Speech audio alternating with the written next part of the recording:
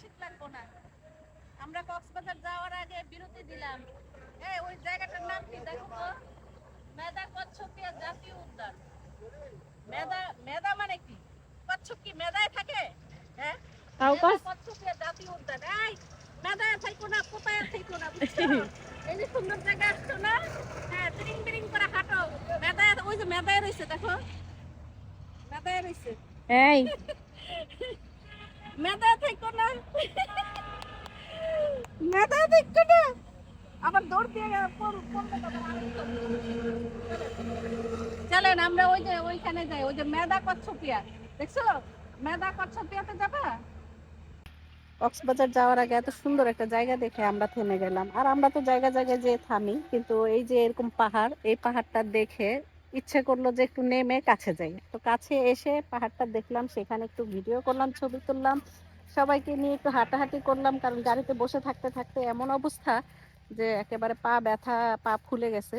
তো জায়গায় জায়গায় থেমেছি, তারপরও আমাদের সাথে এই অবস্থাটাই হলো। আর এই যে দেখেন কি সুন্দর, এই যে গুড়াগাড়া।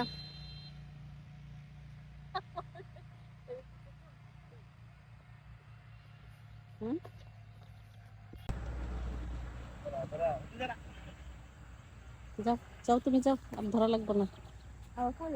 না, কি বিরতি দাও কে এত? হ্যাঁ, কক্সবাজার যাইবা, এত বিরতি দাও কে? এক টানে চলে যাইবা। বিরতি না দিলে ড্রাইভারে ঘুমায়। ড্রাইভারে ঘুমায়, ড্রাইভারের লগে লগে সবাই ঘুমায়। ধরে রাখ, ধরে রাখ, আর যে করবো দুধ দিব, ধরে রাখ। এই যে পাশে কত সুন্দর ধান ক্ষেত, মানুষজন ধান ক্ষেতের আবাদি ফসল ফলার জন্য।